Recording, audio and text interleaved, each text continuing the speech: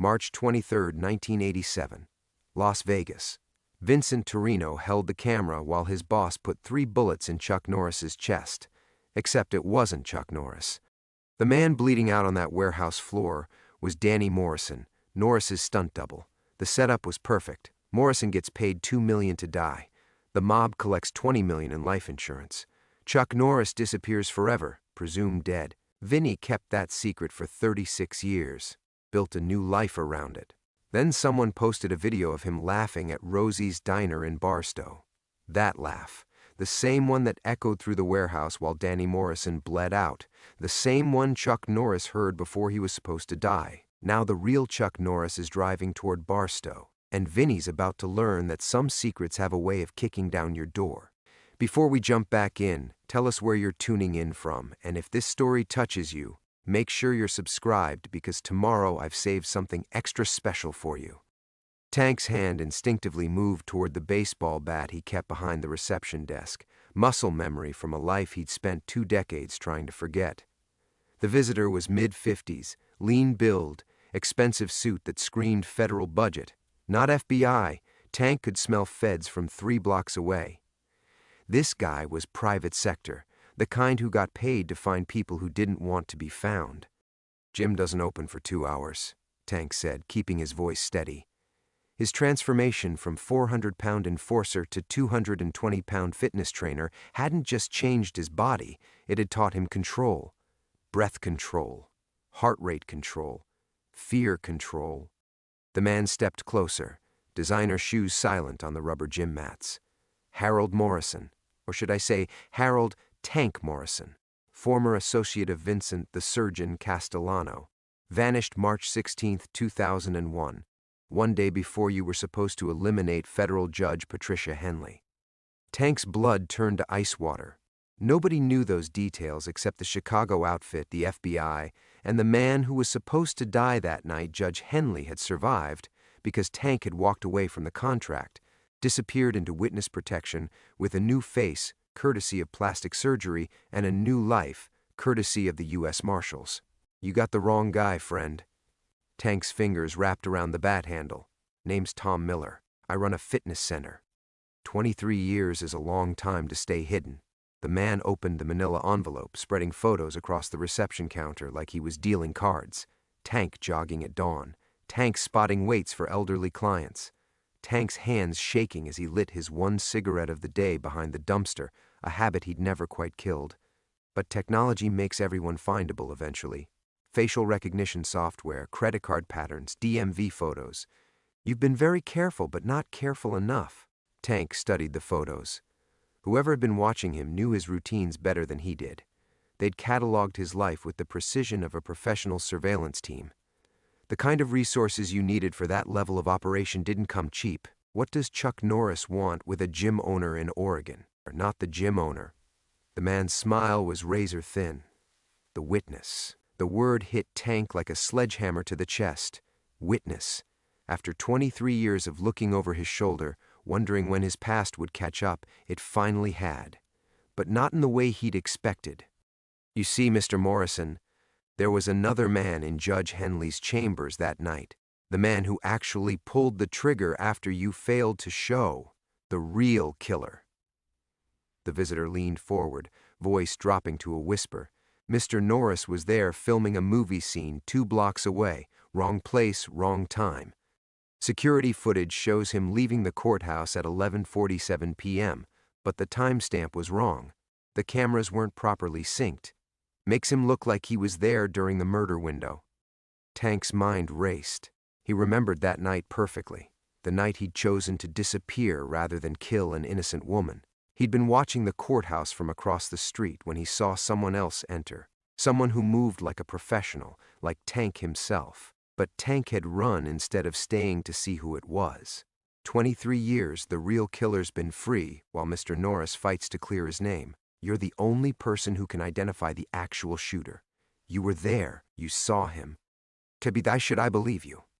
Tank's grip tightened on the bat. Could be the outfit trying to flush me out. Could be the feds testing my loyalty. Could be anyone. The man reached into his jacket, slowly, carefully, and withdrew a phone. The screen showed a video call. Chuck Norris himself appeared, unmistakable even through the small screen. Older than Tank remembered from the movies, but those eyes were the same, intense, focused, determined. "Mr. Morrison," Chuck Norris's voice carried clearly through the phone speaker. "I know you have no reason to trust me, but I've spent over 2 decades trying to find you, not for revenge but for truth. An innocent woman nearly died that night because the real killer succeeded where you chose to fail. That killer destroyed both our lives, yours by forcing you into hiding, mine by framing me for his crime." Tank stared at the screen. Chuck Norris, action hero, martial arts legend, was asking for his help. After 23 years of running, hiding, building a new life from the ashes of his old one, the past had finally caught up. But not as an enemy, as an opportunity for redemption. "What are you asking me to do?" "Help me find the truth," Chuck said. "Help me find the real killer. Help me clear both our names so we can both stop running." Tank looked around his gym, the life he'd built, the people he'd helped, the man he'd become. For 23 years he'd carried the guilt of that night, the family he'd failed to save by walking away from his responsibilities. Now he had a chance to make it right. "If I help you," Tank said slowly, "there's no guarantee we both survive what we find."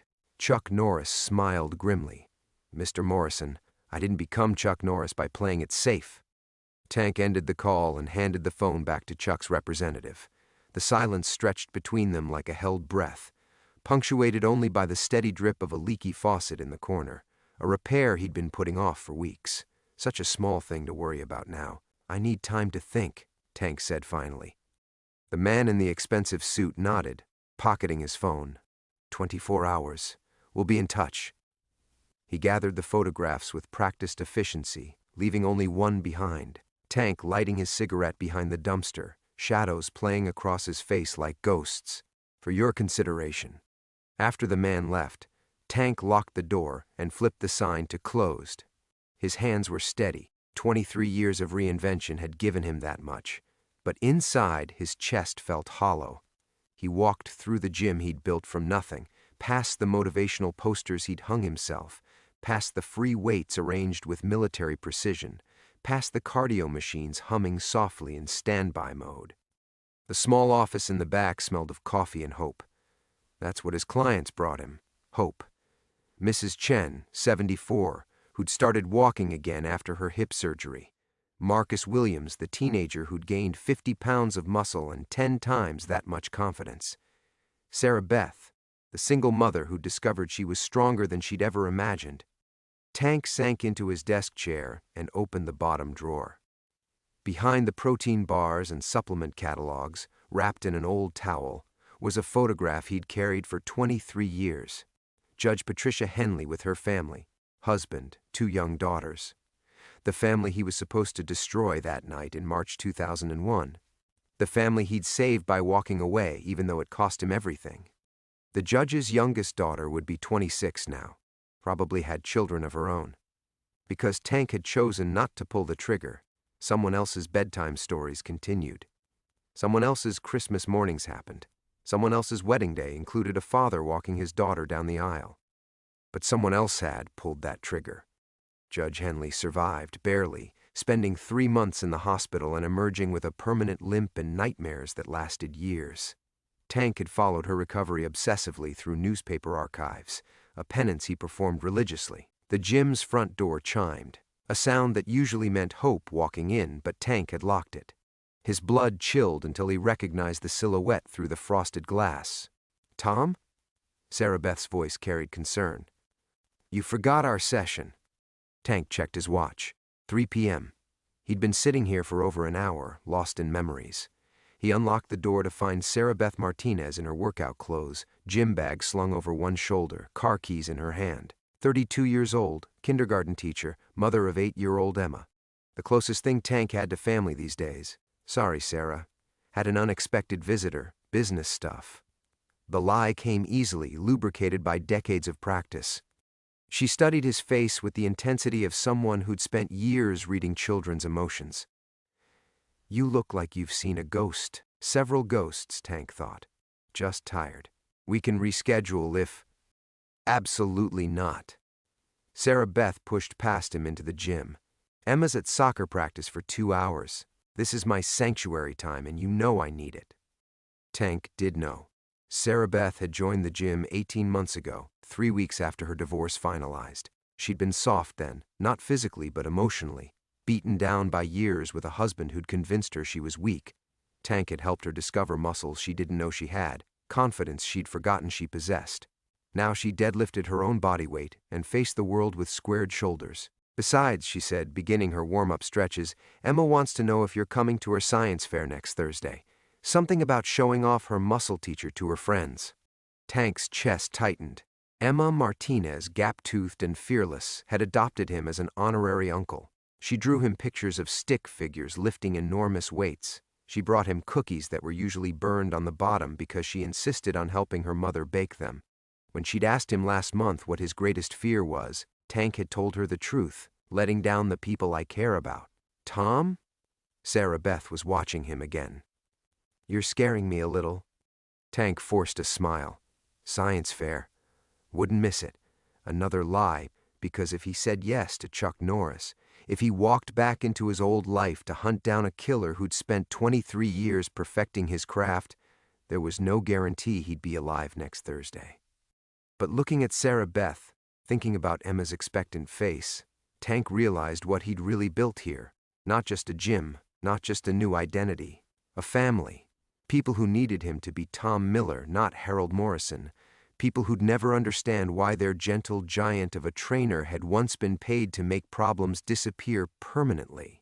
The photograph of Judge Henley's family seemed to burn through his desk drawer. 2 different families, 23 years apart, both depending on his choices. Tank had run from his responsibilities once before.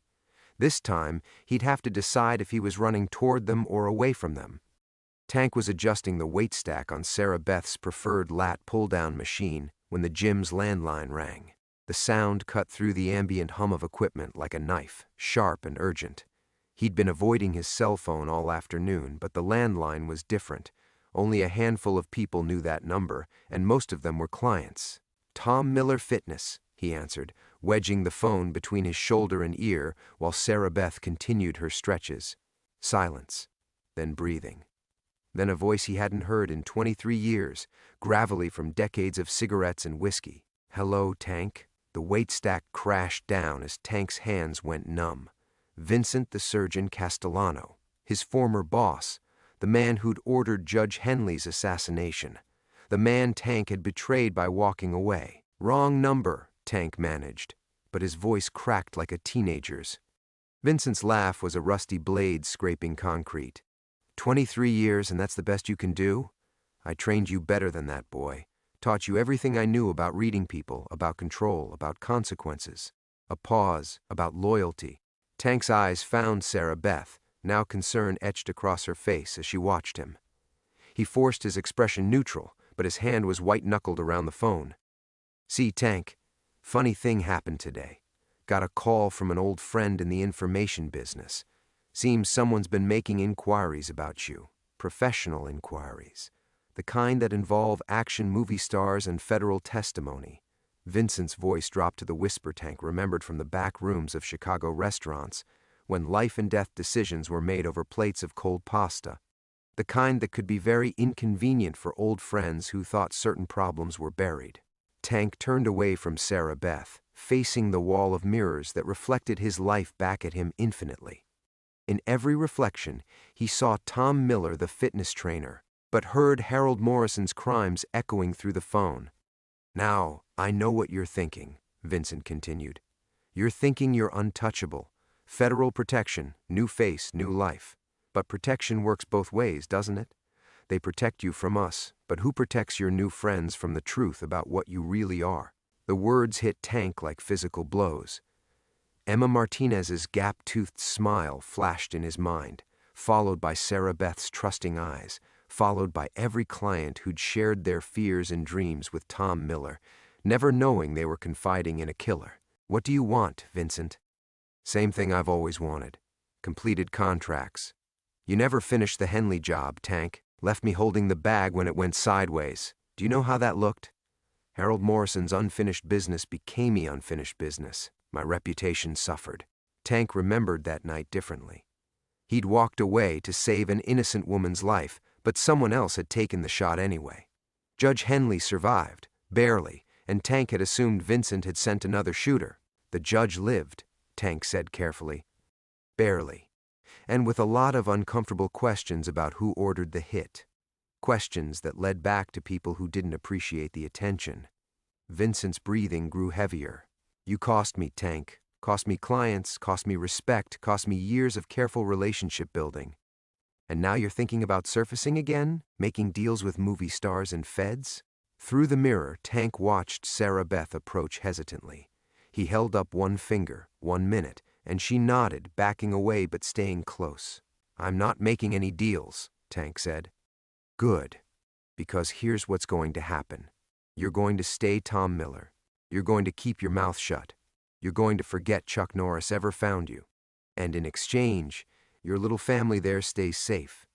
That pretty lady with the concerned face, her daughter with the science project. All the sweet old people who trust their muscle teacher.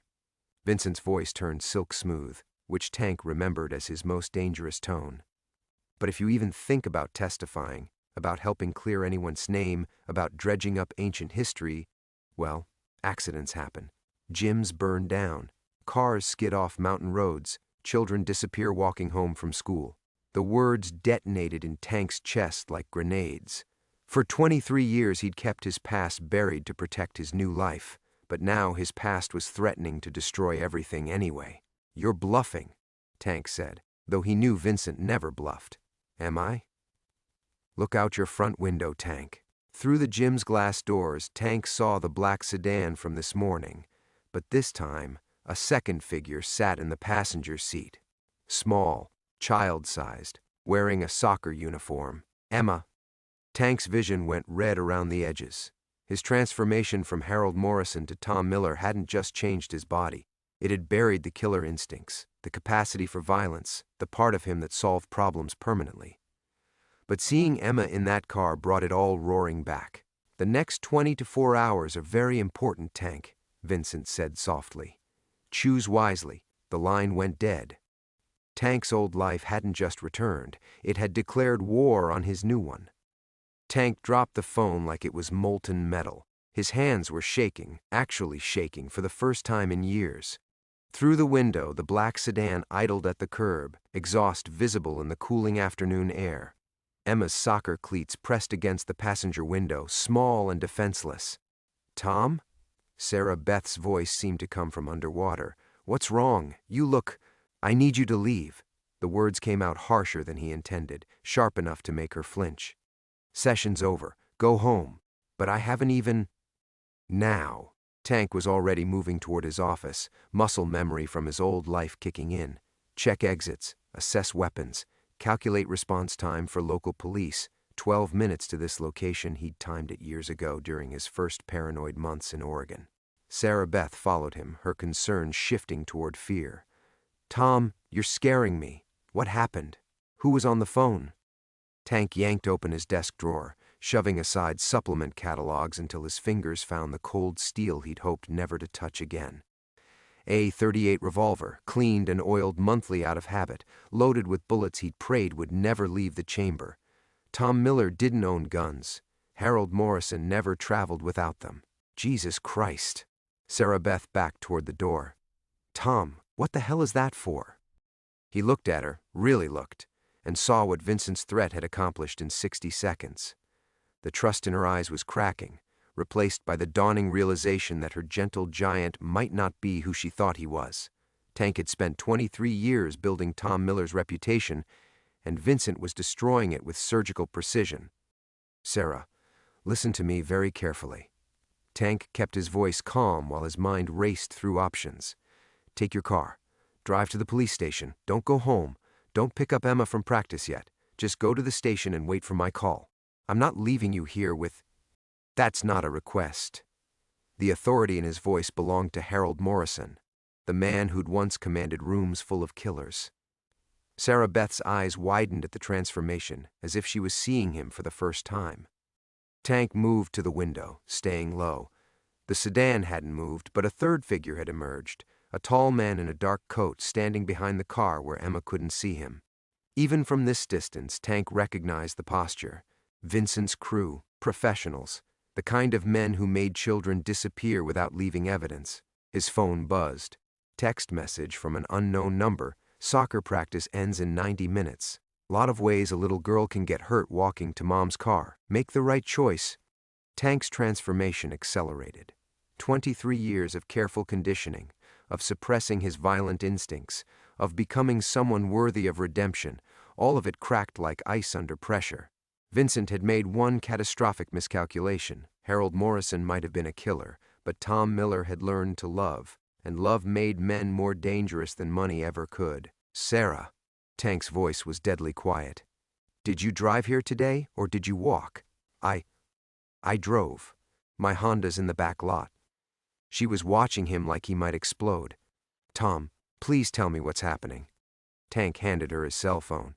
Speed dial 3 is Marshall Davidson, Federal Witness Protection. Tell him Harold Morrison is blown and civilians are in immediate danger. Tell him Vincent Castellano is operational in Oregon. The color drained from Sarah Beth's face. Harold Morrison? Who is Harold Morrison? Someone I used to be. Someone I hoped I'd never have to be again. Tank checked the revolver's cylinder. 6 bullets, probably not enough, but it would have to do. That little girl in the car out front? That's Emma. Vincent's using her as leverage to keep me quiet. Sarah Beth's hand flew to her mouth. Oh my God.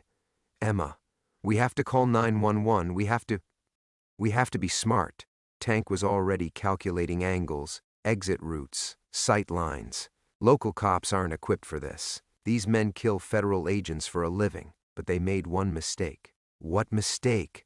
Tank looked at her, and for the first time in 23 years, he let Sarah Beth see Harold Morrison's eyes. Cold, focused, utterly without mercy when it came to protecting what mattered. They threatened my family. Through the window, Tank watched Vincent's man check his watch. 90 minutes until soccer practice ended. 90 minutes to figure out how to save Emma without destroying Tom Miller forever. But as Tank felt the familiar weight of the gun in his hand, as the old instincts surfaced like sharks scenting blood, he realized the truth Vincent had forced him to face. Tom Miller might die today, but Emma Martinez was going home safe, even if Harold Morrison had to crawl out of his grave to make it happen. Tank's hands moved with muscle memory, 23 years old, checking the revolver's action one final time before sliding it into the waistband of his gym shorts. The weight felt alien against his hip. Tom Miller carried protein shakes and resistance bands, not weapons designed to end lives. Harold Morrison, Sarah Beth whispered, still staring at the phone in her hands. That's really your name? Was my name. Tank moved to the office safe, fingers dancing across the combination lock. Inside, beneath insurance papers and business documents, lay the emergency kit every witness protection participant hoped never to need. Cash, fake IDs, contact numbers for extraction protocols, and something else, a manila envelope sealed 23 years ago, containing photographs he'd sworn never to look at again. But Vincent's threat had changed the rules. Tank opened the envelope with trembling fingers. Judge Patricia Henley's family smiled back at him. Professional portrait, probably taken weeks before Tank was hired to destroy them. The judge herself, dignified in her robes. Her husband, a college professor with kind eyes. 2 daughters, maybe 6 and 8 years old, gap-toothed grins that reminded him painfully of Emma. What Tank had never told his handlers, what he'd buried so deep that even his own nightmares couldn't reach it, was that he'd watched the Henley house for 3 weeks before the hit. Professional reconnaissance, Vincent called it. Learn their routines, their vulnerabilities, their patterns. But Tank had learned more than that. He'd learned that Judge Henley read bedtime stories in different voices, acting out characters until her daughters giggled themselves breathless. He'd learned that her husband packed heart-shaped sandwiches in the girls' lunchboxes. He'd learned that Sunday mornings meant pancakes and terrible singing, and a family that loved each other with the fierce, unguarded devotion that Tank had never known. When the night came, March 15, 2001, a date burned into his memory, Tank had crouched in the Henleys' backyard with a rifle scope trained on the kitchen window. Judge Henley stood at the sink, washing dishes after a late dinner. One shot, clean and professional. Vincent's orders were specific, make it look like a home invasion gone wrong. But as Tank's finger found the trigger, 6-year-old Rebecca Henley had wandered into the kitchen, rubbing sleepy eyes and asking for water. Judge Henley had swept her daughter into her arms, spinning her around until Rebecca's laughter carried across the yard like music. Tank had lowered the rifle, packed his gear, walked away from a contract worth more money than most people made in a year. Within hours, Vincent had sent another shooter. Judge Henley took 3 bullets in the chest but survived, spending months in intensive care while her family lived in terror. The case went unsolved. Vincent's reputation suffered, but his connections ran too deep for real consequences. And Tank had run to Oregon, convinced he'd saved a family by choosing conscience over contract. "Tom?" Sarah Beth's voice snapped him back to the present. She'd dialed Marshall Davidson, was waiting for connection. The man outside, he really has Emma? Tank looked through the window again. Vincent's operative had moved closer to the building, positioning himself where he could watch both the front entrance and the parking lot. Military bearing, probably Special Forces background turned criminal. Vincent recruited the best. "Yes," Tank said quietly. "And Vincent Castellano doesn't make empty threats. If I help Chuck Noris, if I testify about what I know, Emma dies, you die. Every person who's ever trusted Tom Miller becomes a target." The phone connected. Tank could hear Marshall Davidson's voice, tinny through the speaker. Sarah Beth stumbled through the message, her teacher's composure cracking under the weight of federal conspiracies and witness protection protocols. While she talked, Tank studied the photographs again. Judge Henley had retired 5 years ago, her career derailed by the shooting and its aftermath. Her daughters were grown now. Rebecca would be 29, probably with children of her own. The family Tank had tried to save had survived, but damaged, forever marked by violence he'd set in motion simply by accepting Vincent's contract. "Davidson's sending a team," Sarah Beth said, hanging up. "But it'll take them 4 hours to get here from Seattle. Tom, Harold, whoever you are, we can't wait 4 hours. Emma's practice ends soon." Tank nodded, his decision crystallizing. 23 years ago, he'd walked away from one family to save another. Today, Vincent was forcing him to choose again. Chuck Noris and his quest for justice, or Emma and Sarah Beth and the innocent life he'd built in Oregon. But as Tank looked at the Henley family photographs one last time, he realized Vincent had made a fatal miscalculation. The old Harold Morrison had been motivated by money and fear. Tom Miller was motivated by love, and love was infinitely more dangerous. Tank sealed the photographs back in their envelope but kept one. Rebecca Henley at age 6, laughing in her mother's arms. The reminder of what he'd almost destroyed, and what he was about to risk everything to protect. "Sarah," he said, checking his watch, "how well do you remember the emergency drills from your teaching training?" Sarah Beth's face went pale. "Active shooter protocols? Tom, what are you planning?" Tank moved to the window one more time, studying the positioning of Vincent's men. 2 visible operatives, which meant at least one more he couldn't see. Professional triangle formation, containment and control. They weren't planning to storm the gym. They were planning to wait. "The school where you teach," Tank said, his voice taking on the cold calculation of Harold Morrison. "It has emergency procedures, right? Lockdown protocols? Yes, but call them. Now. Tell them there's a credible threat to Emma Martinez specifically. Lock down the after-school soccer program until further notice from federal authorities." Sarah Beth's hands shook as she dialed. Tank listened to her explain the situation to a confused secretary, watched Vincent's man through the window check his phone with growing agitation. Good. Tank was changing the variables, disrupting their timeline. "They're not releasing any children until the Marshal Service arrives," Sarah Beth said, hanging up. "But Tom, those men out there, when they realize Emma's not coming, they'll come for us instead." Tank ejected the cylinder of his revolver, counted bullets again out of habit. 6 shots. In his Harold Morrison days, he'd never needed more than 2. But Tank was older now, softer, 23 years removed from muscle memory that kept men alive in rooms full of killers. His phone buzzed. Vincent's voice, no longer silk smooth but sharp with irritation. "Clever, Tank. But you're only delaying the inevitable. We know where the girl lives. We know her mother works double shifts at the diner on Thursdays. We know her grandmother picks her up from school on Fridays. You can't protect them forever." "I don't need forever," Tank replied. "Just long enough." Vincent's laugh was bitter. "Long enough for what? Your federal friends?" "Tank, you're thinking like Tom Miller, all nobility and second chances. But I know who you really are. Harold Morrison, the man who put 3 bullets in Jimmy Torino's chest because he skimmed $50 from a card game. The man who made Paulie Giacomo disappear so completely his own mother still lights candles hoping he'll come home." Each name hit Tank like a physical blow. Jimmy Torino, 24 years old, new father, who'd stolen money to buy diapers. Paulie Giacomo, gambling addict who'd borrowed from the wrong people. Tank remembered their faces, their last words, the weight of their deaths he'd carried to Oregon. "That's not who I am anymore," Tank said.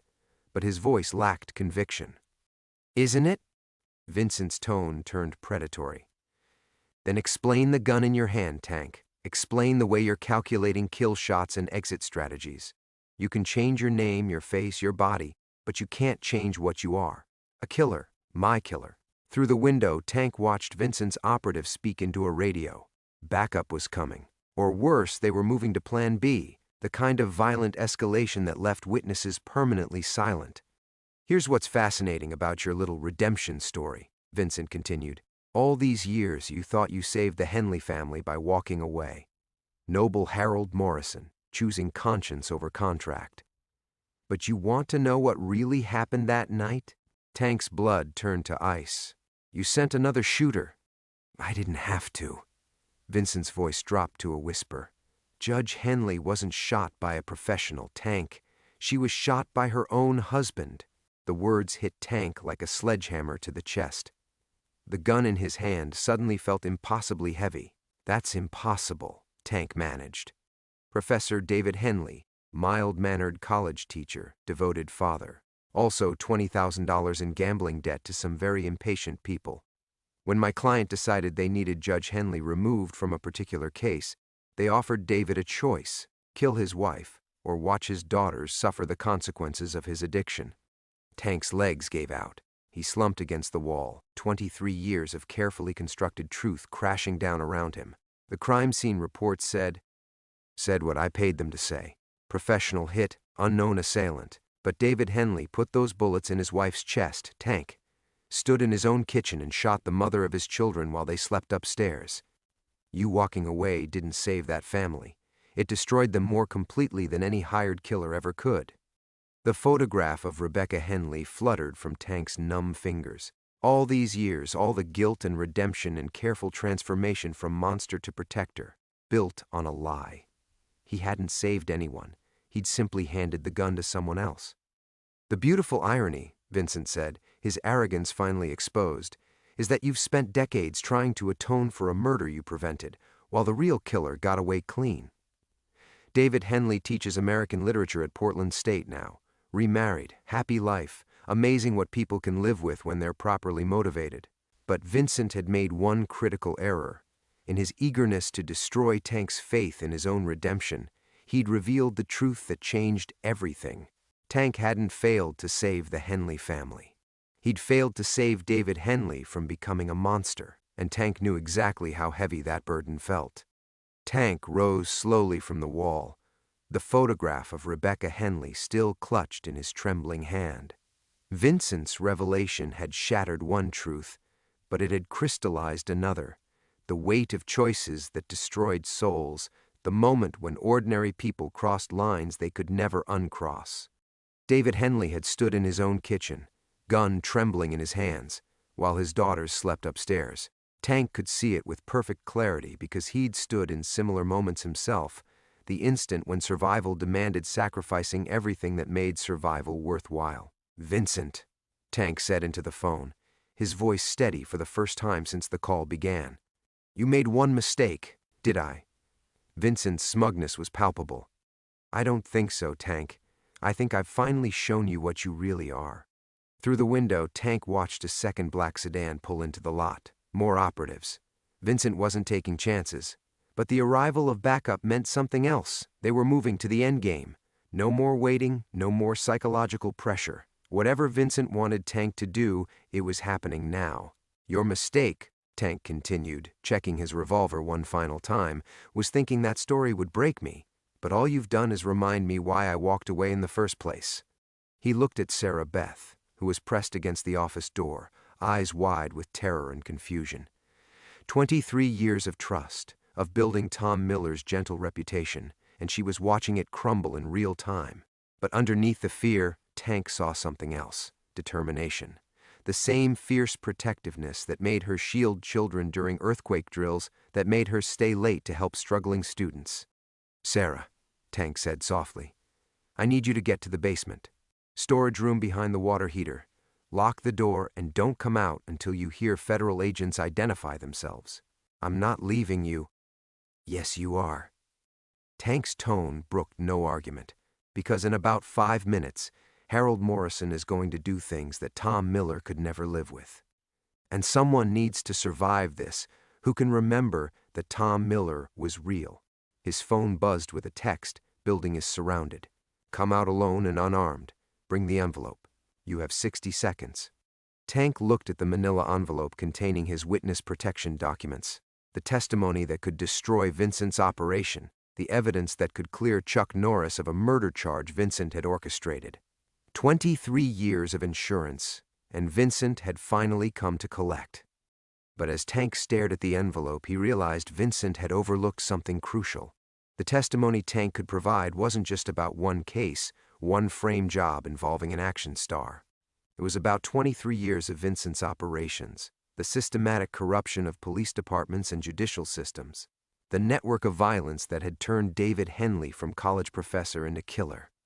"Vincent wants the envelope," Tank said to Sarah Beth. "Federal evidence that could bring down his entire organization. But he's not getting it." Tank moved to his desk, pulled out a lighter, and held the flame toward the envelope's corner. "Tank!" Vincent's voice erupted from the phone speaker. "You destroy that evidence, and Emma Martinez dies tonight. Her mother dies tomorrow.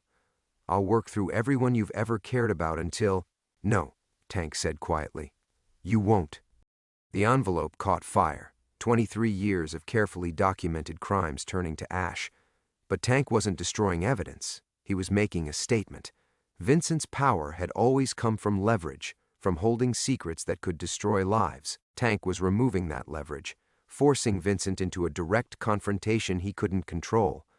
"Because here's what you never understood, Vincent," Tank continued, as the flames consumed his federal protection. "You think I've been hiding from you all these years, but I haven't been hiding. I've been preparing." Through the window, Tank saw Vincent's men moving toward the building. Professional formation, weapons drawn but concealed. They expected a broken man, a frightened witness ready to surrender. They were about to meet Harold Morrison one last time. Tank ejected the bullets from his revolver, examining each one in the lamplight. 6 shots. In the old days, he'd called them solutions, each bullet a problem solver, a period at the end of someone else's sentence.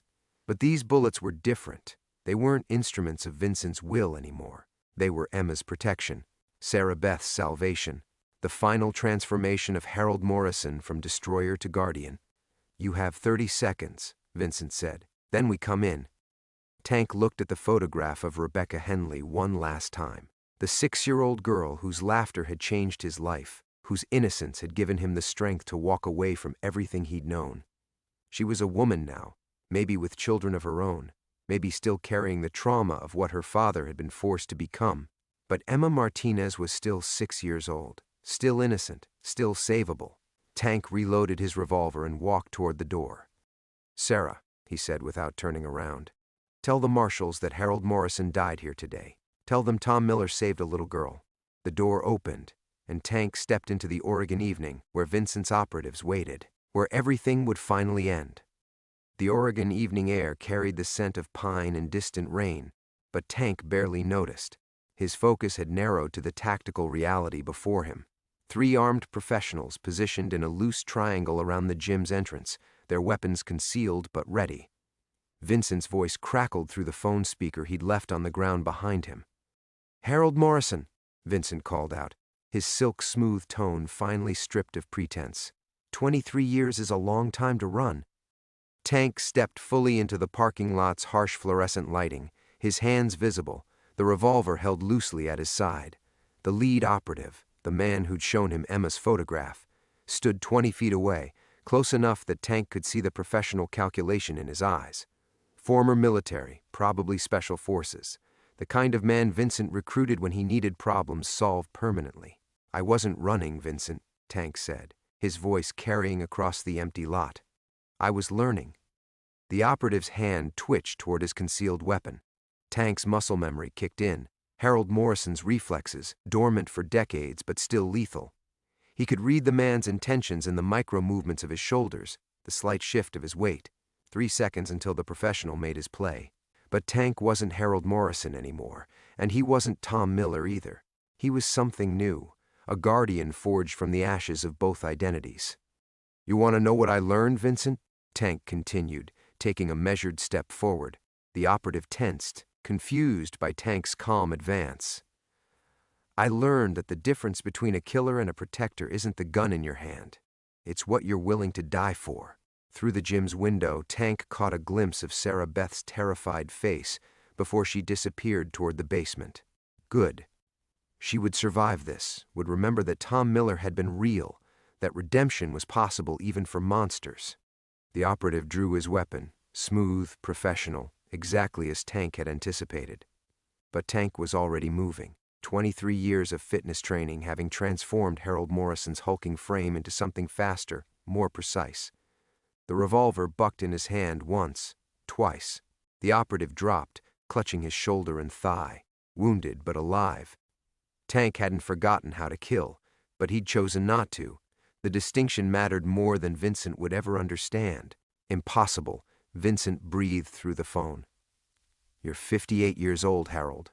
Soft, weak. The second operative emerged from behind a parked car, weapon raised.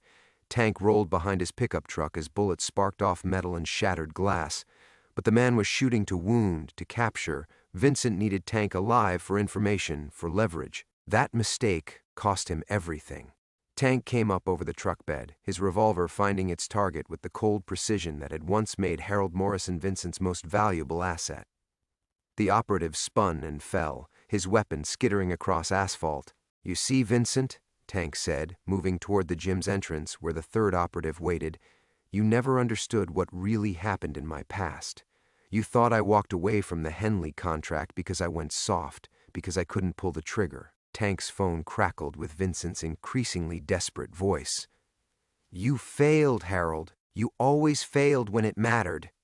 "No," Tank said quietly, kicking away the wounded operative's weapons as he passed. "I finally succeeded. Not at being your killer, at being human." The third operative appeared in the doorway, young and nervous, probably his first real assignment. Tank could see the fear in his eyes, the uncertainty that came from facing a legend who was supposed to be broken and desperate. "Drop the gun, kid," Tank said gently. "Vincent's not worth dying for." The young man's weapon wavered. Behind Tank, sirens wailed in the distance, Marshal Davidson's team arriving faster than expected. The operative looked toward the sound, then back at Tank's steady revolver. "He said you were a monster," the young man whispered. Tank nodded slowly. "I was. But monsters can change if they choose the right thing to protect." The operative lowered his weapon, hands trembling. Tank approached carefully, removing the gun and helping the shaken man to the ground. Vincent's voice erupted from the abandoned phone. "This isn't over, Harold. Emma Martinez will pay for this. Sarah Beth will pay. I'll hunt down everyone you've ever—" Tank walked over and ended the call. 23 years of running, of hiding, of building careful lies around desperate truths. All of it finished in less than 5 minutes. Harold Morrison's skills, channeled through Tom Miller's heart, had created something Vincent's criminal empire could never understand or defeat. As federal vehicles flooded the parking lot and Marshal Davidson emerged with weapon drawn, Tank set his revolver on the ground and raised his hands. The photograph of Rebecca Henley lay crumpled at his feet, the little girl whose laughter had saved them both. Behind him, Sarah Beth emerged from the basement, alive and whole.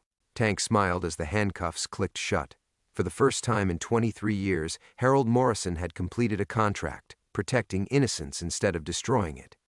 6 months later, Tank stood in the visiting room of the federal courthouse in Portland, watching through reinforced glass as Vincent Marcelli was led away in shackles. The man who had haunted his nightmares for 23 years looked diminished now, his silk suits replaced by orange prison garb, his commanding presence reduced to the shuffle of a defeated criminal facing life without parole.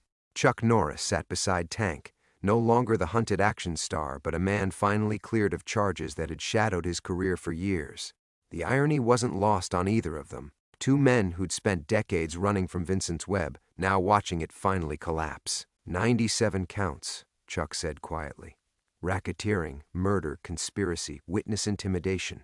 Your testimony sealed it. Tank nodded, flexing his wrists where the handcuffs had left faint marks. His own legal troubles had been minimal. Self-defense, protection of a witness, cooperation with federal authorities. Marshal Davidson had made sure of that, understanding that some monsters earned their redemption through blood. Emma Martinez? Tank asked. Safe. New identity, new school. Vincent's network is finished. We got them all. Chuck paused, studying Tank's weathered face. You could have walked away again, disappeared into witness protection, started fresh somewhere else. Tank shook his head. Tom Miller was done running, and Harold Morrison had debts to pay. The courthouse lobby buzzed with reporters and federal agents, but Tank's attention fixed on a familiar figure near the entrance. Sarah Beth waited by the information desk, her auburn hair catching the afternoon light streaming through tall windows. She'd testified, too, about Vincent's threats, about Tank's protection, about the man she'd known for 5 years, who'd revealed himself as someone else entirely. She stayed, Chuck observed, following Tank's gaze. After everything she learned about your past. She stayed for Tom Miller, Tank corrected. The man I became, not the man I was. Tank rose from the bench, his knees protesting only slightly. The months in federal custody had been kind to him. Structured meals, daily exercise, no alcohol to numb old guilt. At 58, he felt stronger than he had in years, though the weight of his choices remained unchanged. Sarah Beth looked up as he approached, her green eyes holding questions they'd never fully answered. The easy familiarity of their friendship had been complicated by truth, Harold Morrison's violence, Tom Miller's deception, the strange alchemy that had created the man who'd saved her life. Vincent's going away forever, Tank said simply. Good. Her voice carried satisfaction but no vindictiveness. And you? Free to go. Clean slate, courtesy of Uncle Sam. Tank studied her face, searching for judgment and finding only the same quiet strength that had made her shield children during emergencies. But I'm not sure where that leaves us. Sarah Beth stepped closer, close enough that he caught her familiar scent of lavender and chalk dust. It leaves us wherever we choose, Tom, because that's who you are to me. Not Harold Morrison, the killer, not some federal witness, just Tom Miller, who teaches seniors how to deadlift and makes terrible coffee and stayed late every night to help Mrs. Patterson with her physical therapy. The courthouse lobby faded around them. Tank felt something he hadn't experienced since he was 25 years old, before Jimmy Torino and Paulie Giacomo and all the other names that haunted his sleep, the possibility of a future untainted by his past. The gym's still there, Sarah Beth continued. Equipment's damaged from the shooting, but the lease is paid through next year. Emma's mother called yesterday, wants to know when you're coming back. Apparently Emma's been practicing the self-defense moves you taught her. Tank smiled, remembering the little girl's fierce concentration as she learned to throw a proper punch. She's a fighter. Like her teacher. Sarah Beth's hand found his calloused fingers intertwining with gentle certainty. Come home, Tom. Come back to the life you built. Through the courthouse windows, Tank could see the Oregon mountains rising in the distance, the landscape that had sheltered his transformation from monster to man. 23 years ago, he'd fled Chicago carrying nothing but blood and guilt. Now he stood ready to return to a small-town gym where broken people learned to heal themselves, where a former killer had discovered that redemption wasn't about forgetting the past, but choosing a better future. Marshal Davidson appeared at Tank's shoulder, extending a manila envelope. Your new documents. Clean identification, sealed records. Tom Miller is officially legitimate. Tank accepted the envelope without opening it. Inside were the papers that would let him disappear again if he chose, start fresh somewhere new, become someone else entirely. But as he looked at Sarah Beth's hopeful face and remembered Emma Martinez's laughter, he realized he'd already found the identity worth keeping. "Ready?" Sarah Beth asked. Tank nodded, pocketing the envelope unopened. Harold Morrison's story had finally ended. Tom Miller's was just beginning. They walked together toward the courthouse doors, toward the Oregon afternoon toward home.